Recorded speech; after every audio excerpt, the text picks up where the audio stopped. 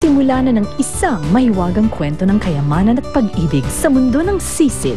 Hatid sa inyo ng Sunsilk with Nano Complex, Lactum, Thai Doble at Cream All. Mahal ko iyong dinggin, di na muling. Nakausap ko na lahat ng bangko. Kung meron man natitira pang savings account si Sig, siguradong hindi na yung magtatagal ng isang buwan pa.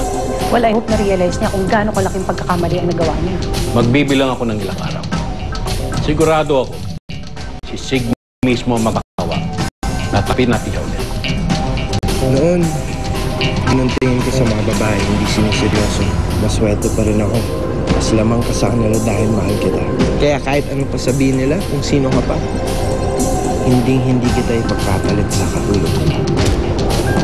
Ano ginagawa mo dyan, Elmo? Bumaba ka dyan! Sir, pasensya na po. Hindi nyo raw po nababayaran itong kotse nyo sa bangko, kaya binayaran na po ng papa nyo. Kaya sa kanya na po itong sasakyan. Ano? Bumaba kayo dyan! Hindi totoo yan! Elmo! Elmo!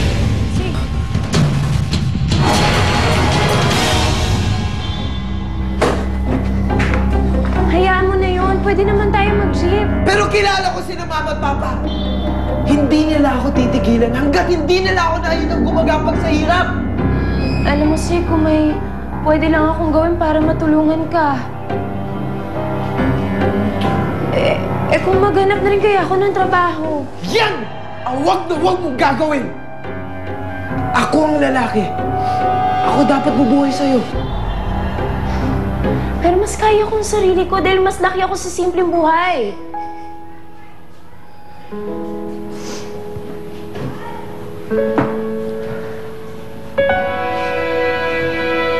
Hanggang kailan pa ba natin pag-uusapan?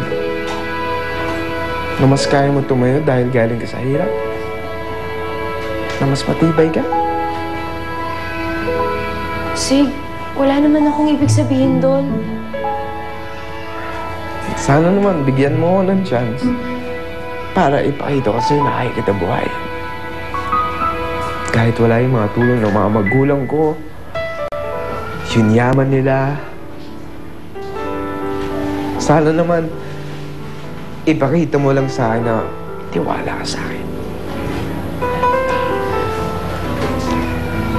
Sig, alam mo yun din ang iniisip ko. Ang maging matibay ka sa kahit na ano saan dumating sa atin. Ang makayanan mo ang lahat sa piling ko. Kasi pag nawala ka, hindi ko na alam. Sige, hindi ko kaya mawala ka sa akin. Hindi ko kaya mawala ka sa akin. Ayoko mawala ka sa akin.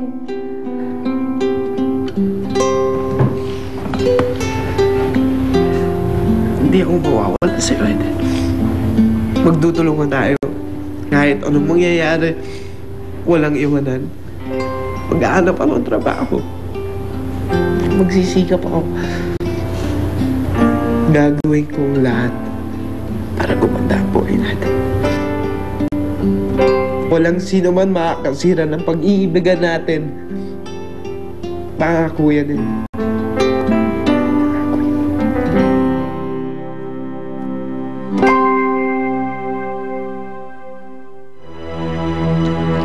Sige na.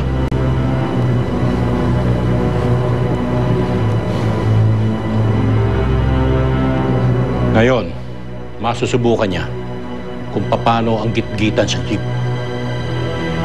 I can't imagine nagkukumit siya kasama ang mga pawisan na pasahero.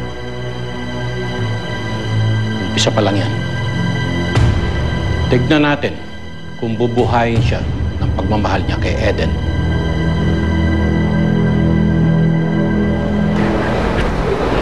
Salamat po, sir. You know what, Sig? Hindi mo na kailangan pang ipakita sa akin lahat ng yan. Bata pa lang, kilala na kita eh. Nagtapos ka sa isang kilalang school sa States. Alam ko kung anong kakayahan mo. And I know na magiging asset ka ng kumpanya ko kung sakaling tatanggapin kita. Thanks, Nino. Kaya lang, kinausap na ako ng daddy mo eh. Mas gusto niyang dun sa kumpanya nyo, ikaw magtrabaho. Pero Ninong, nag-resign na ako kay Papa. Wala na kayong problemahin sa akin. Kahit anong department nilagay nyo, kaya ko po. Sige na. Sorry, Sig. Hindi ko matatanggihan yung daddy mo eh.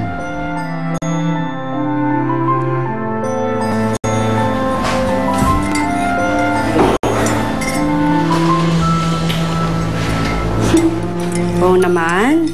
Housewife na housewife. Kulang pa nga to eh. Ayaw kasi ako pagtrabahuin ni Sig sa labas. Kahit dito man lang makatulong ako sa kanya. Eh din, hindi ba siya nagreklamo? Di ba sabi mo kinuha na ng magulang na lahat-lahat? Wala pa naman ako naririnig pang ganyan sa kanya. Pero nag-iisip din ako. Natatakot. Paano kung hindi niya makayanan maghirap? Thank you very much for investing in our company. Sisiguraduhin ko sa inyo na ang ROI nyo ay magiging maganda.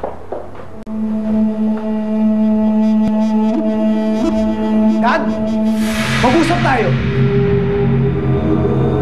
Kung ayaw mo ako tulungan, fine. Pero huwag mo harangan yung mga plano ko. Sig, don't you see I'm in a meeting?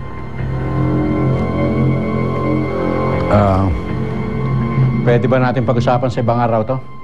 Thank you. Thank you.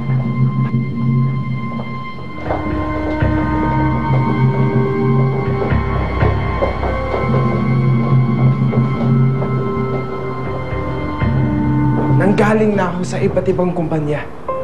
Iisa lang yung sinasabi nila. Ayaw mong magtrabaho ako sa kanila. Sig, ang sabi mo gusto mo patunayan na kaya mo. Ngayon, patunayan mo na kaya mo nang walang aking mga koneksyon. Kung yan lang yung paraan para hindi nila makuha ang buhay ko, gagawin ko yun, Dad. Gagawin ko yun.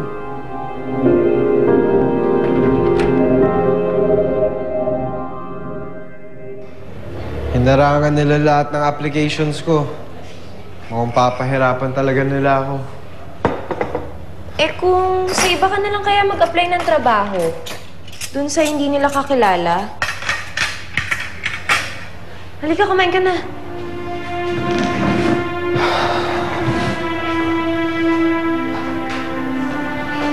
Hindi ko nga alam kung anong klaseng trabaho ibibigay nila sa akin. Eh, magaling ka naman eh. Tsaka, maganda naman yung pinag-aralan mo, di ba? Kaya sigurado akong makakahanap ka kagad ng trabaho kahit wala kang kakilala dun sa ibang kumpanya. Sana nga. Sana na makahanap na ako ng trabaho. Paubos na kasi savings ko eh. Halos lahat ng gamit ko, nabenta ko na parang may panggastos lang tayo. Alam mo, mabuti pa kalimutan mo muna yan. Yan, kumain na. Alam kong pagod ka galing sa trabaho. Gusto mo ba masayin kita?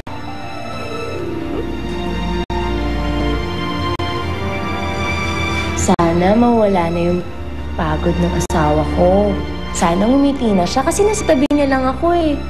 Kasi ako, pag magkasama kami, ang saya ko. Alam mo, ang galing mo magtanggal ng stress. Anong klaseng gamot ka ba?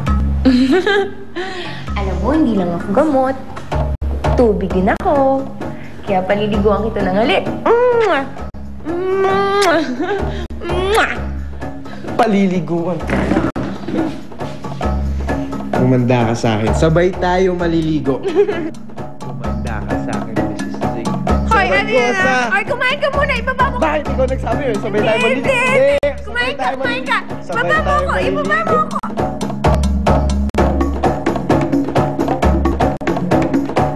Ako na muna ang magpapalakad sa kumpanya hanggat hindi pa